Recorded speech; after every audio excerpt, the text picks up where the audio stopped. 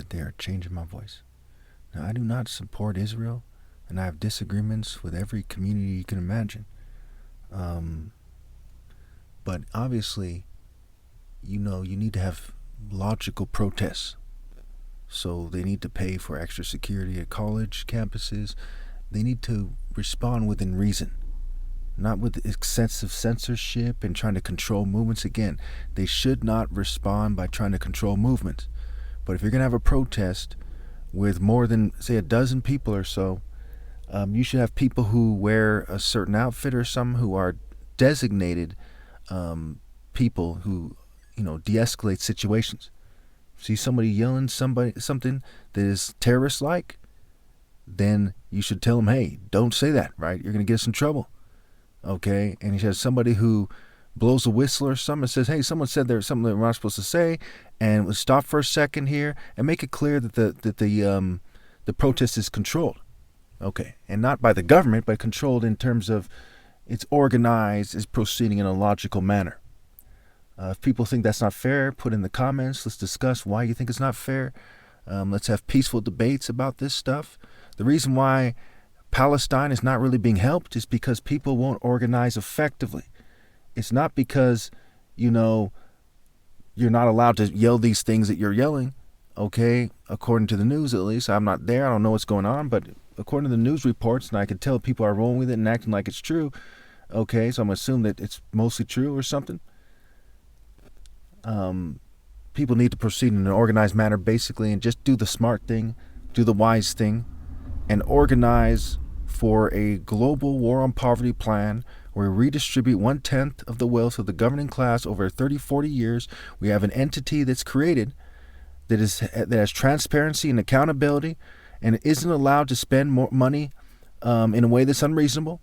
Okay, compares it to private purchases, and since we buy in bulk in that organization, that, we do better than a person buying a tiny home themselves, because we order 1,000, 10,000, 100,000. You see what I'm saying? We build them out of brick and stuff like this to keep them from catching on fire and so on and so forth. This is not rocket science here. There are solutions to world hunger, to poverty, to homelessness.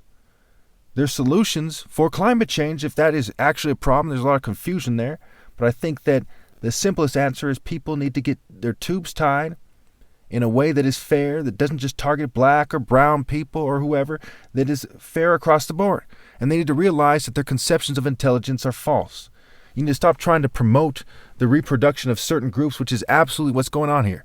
They're trying to they're trying to quote unquote get a hold on what the problem by trying to breed certain types of people. That's why it's so hard to get a date, because there's a massive government operation to control sexual behavior and who reproduces with who. Okay, real quickly, some of you are white supremacists, some of you are hippies, some of you are communists, and you seem to agree that you think that I shouldn't be making it about myself, which is ridiculous. Okay? I'm the most righteous person that ever lived. I'm the person who should be in charge. Would you say that in church? Would you stand up and say, why did Jesus keep making it about himself? He said he's the Son of God. It's clearly upsetting the Jews and the Romans. No, because that's a stupid thing to say. So somebody in real life, not in a book, who has proven that he's the most righteous person that ever lived, okay, and the Son of God, as my argument for those of you who are agnostic is the most logical and rational argument as to why anyone in history is the Son of God. And when you carefully study the Bible as I have for years, you see that it is clearly talking about me clearly.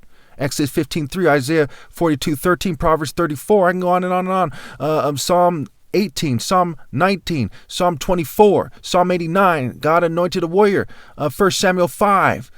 We can go on and on and on about all the straightforward connections. Isaiah 30, where it points to me as the top martial artist ever possible. And I've proven that in a way that's consistent with the logic in the Bible. No fairy tale interpretation. The understanding that the miracles are figurative. And at one point, Jesus flat out says he speaks figuratively. And in the beginning was the Word. It's called the Word because it's also something that's connected to speech. Okay? He's speaking figuratively. His actions. I can go on and on about why I'm right about that, but it's obvious. You think someone's going to literally come back on a cloud, looking like a fairy or something? No. Okay? So for those of you who say that, it's never going to happen. I'd rather let everyone on this planet die than not put God first by not putting me first when it comes to people in the flesh.